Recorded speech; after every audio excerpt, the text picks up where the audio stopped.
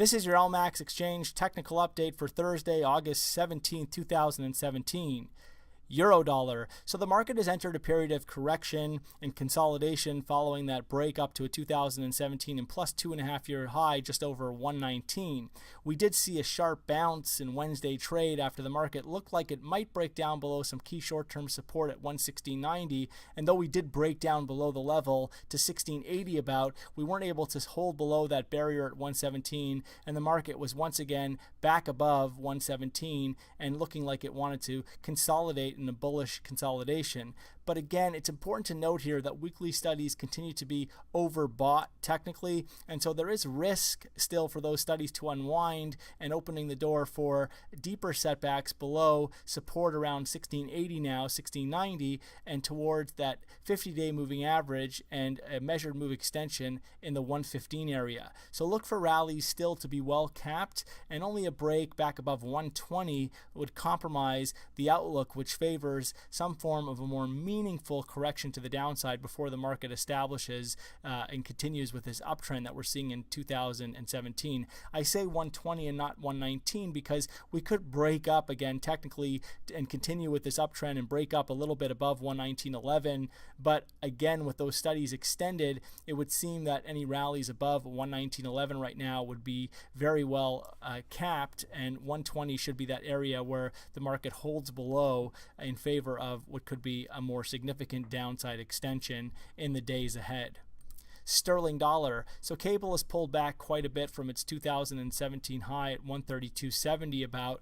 There is risk building for a deeper setback here towards that previous resistance now turned support in the 127s before this market considers a more significant resumption of what is now a constructive outlook and believed to be an uptrend that is forming on a longer term basis in this market. Remember, the market broke out above a range high at 127.75 back in April, suggesting that we're seeing a plus 30-year low, a critical low now in place from October of 2016 at 118.40. So again, on a short-term basis, it still looks like we could see declines extend a little bit lower down into the 127s.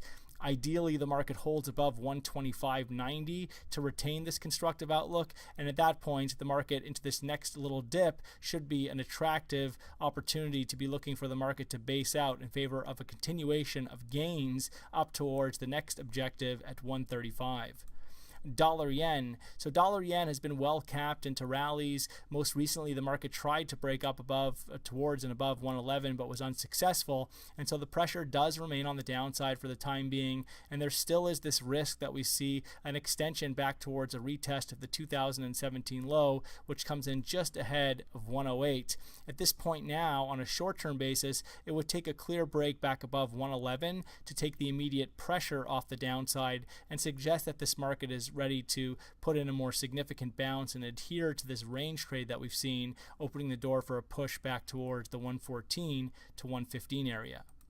Euro Swiss. So as we've highlighted in recent updates, Euro Swiss had recently broken up to a plus 2-year high, with the market trading up towards 115.39 thus far ahead of this latest pullback, but we had said that the market could see a period of consolidation and deeper correction to allow for some significantly overbought studies to unwind. This leaves the door open for the possibility of a drop back into this area here in the 110 to 112 area, but again, now that we've seen the market establish above 110 and 112 in 2017, the structure is more constructive, and there is an eventual risk for a continuation of gains up towards the psychological barrier at 120, which is a level that was very familiar going back to 2015, 2014 by that previous SNB 120 base.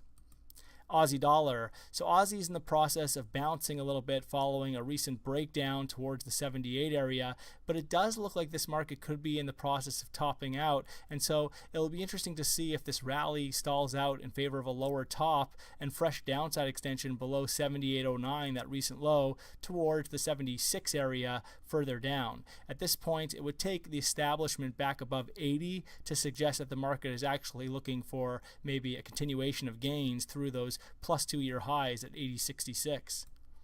Dollar CAD. So dollar CAD has traded up over the past several days since bottoming out by a 2017 and plus 2-year low just ahead of 124. The recent break above 125.75 strengthened the corrective outlook in this market, setting the stage for a potential move over the coming sessions back towards the 130 area. And so look for these latest setbacks to potentially put in a higher low around 125.75 or in the 125s in favor of the next upside extension towards that 129.40 to 130 area. A break back above the recent highs that we saw around 27.80 would strengthen that outlook.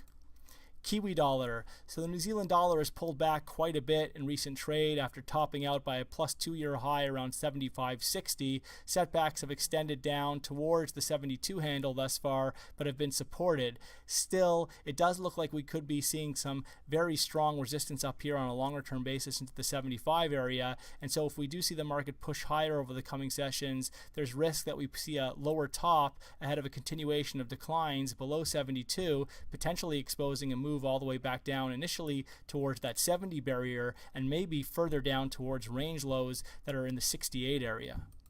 SPX 500. The S&P 500 has recently pushed up to a record high at 2491 ahead of this latest pullback that we've seen. The market has attempted to recover, but we could be seeing the formation of a lower top in favor of the next downside extension. Of course, we need to see initially a break back down below the recent lows at 2430 to strengthen this outlook, while a clear break below 2400 would be required to force a meaningful shift in the structure, a bearish shift in the structure. Until then, the pressure does remain on the top side, and there is risk for continued record highs despite some longer term studies that are severely overextended. Gold. So gold has been very well supported on dips over the past several months, and the market could be getting ready for the next major upside extension beyond the 1300 barrier and towards a retest of the 2016 peak at 1375 further up. If you look at this weekly chart, the market's been up and down, but again, very well supported ahead of 1200 or in the 1200 area. And so any setbacks that we do see should continue to be well supported ahead of 1200 in favor of that eventual push up towards 1375. The 2017 high comes in play at 1296. That's a recent 2017 high, and so that's the next key level, but 1300 is the psychological barrier, and the establishment above that level will open that 1375 2016 high. Only below 1200 would compromise this constructive outlook for gold.